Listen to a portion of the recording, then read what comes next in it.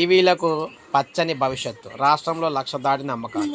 సత్ఫలితాలు ఇస్తున్న EV policy. So మనం చూసుకుంటే రాష్ట్రంలో పర్యావరణ పరిరక్షణతో పాటు వాహనదారులకు ఆర్థికంగా ఉపశమనం కల్పించే లక్ష్యంతో ప్రభుత్వం తీసుకొచ్చిన ఎలక్ట్రికల్ వాహనాలు పాలసీ రాష్ట్రంలో గణనీయ సత్ఫలితాలు ఇస్తుంది. రాష్ట్ర ప్రభుత్వం 2024 నవంబర్ నుంచి రోడ్ ట్యాక్స్ రిజిస్ట్రేషన్ ఫీజులపై 100% మినహాయింపు అమలు చేస్తుండటంతో వీటి కొనుగోలు పెరుగుదలకు ప్రధాన కారణం అనిపిస్తుంది. ద్విచక్ర వాహనాలు, కార్లతో పాటు ఆటోలు, బస్సులు, గూడ్స్, ఇతర అనేక రకాల ఈవీల వాడకం పెరుగుతుంది. 2026 జనవరి వరకు రాష్ట్రంలో 1,06,000 చిల్లర వాహనాలు రిజిస్టర్ అయ్యాయి. ఇందులో ద్విచక్ర వాహనాలు 77,000కు పైగా ఉన్నాయి. ఆ తర్వాత స్థానంలో కార్లు ఉన్నాయి. ఈ క్రమంలో ఈవీలు ఛార్జింగ్ స్టేషన్లు కూడా విస్తృతంగా ఏర్పాటు అయితే చేస్తున్నారు. మధ్యతరగతి ప్రజల ఆసక్తి. రాష్ట్ర ప్రభుత్వానికి భారీగా ఆదాయాన్ని తెచ్చే కీలక శాఖలో రవాణా శాఖ ఒకటి. ఈ శాఖ వచ్చే ఆదాయంలో 70% వాహనాల లైఫ్ ఇక్కడ క్వార్టర్లీ ట్యాక్స్ నుంచే వస్తుందన్నమాట వాహనాల.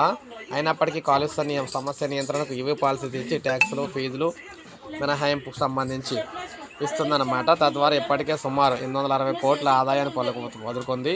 ఈ పాలసీ ఈ ఏడాది డిసెంబర్ నెలాఖరు వరకు అమల్లో ఉంటుంది.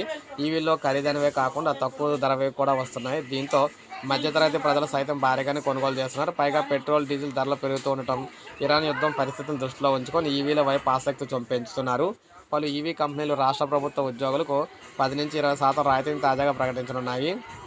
ఇక ప్రభుత్వం సైతం కొత్తగా కొనుగోలు చేసే వాహనాల్లో ఈవీలను ఎంపిక చేయాలని నిర్ణయించింది. దీంతో ఈవీల సంఖ్య రానున్న నెలల్లో మరింత పెరిగే అవకాశం అయితే ఉంది. సో మొత్తంగా చూసుకున్నట్లయితే అమ్మిన వాహనాలు ఈవీల్లో బాగా ఎక్కువ వెళ్తున్నాయి. 2 వీలర్స్ అయితే ఎక్కువ బాగా వెళ్తున్నాయి అనమాట. తర్వాత కార్లు అయితే ఉన్నాయి, తర్వాత ఆటోలు అయితే ఉన్నాయి. పన్ను మినహాయింపు, ఫీజు మినహాయింపు, మొత్తం ప్రయోజనం అయితే బాగా ఉంటుందన్నమాట.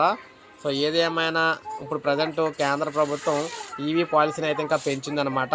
ఎందుకంటే పెట్రోల్, డీజిల్ కొరత కారణంగా, యుద్ధం కారణంగా ఈవీ పాలసీని అయితే పొడిగించింది కేంద్ర ప్రభుత్వం. ఈ నేపథ్యంలో మనకి ఈవీలకు మహర్ద అయితే వచ్చిందనమాట. సో ఇది మనకి అప్డేట్. ఒక లైక్ చేయండి, సబ్స్క్రైబ్ చేసుకోండి మన ఛానల్ సబ్స్క్రైబ్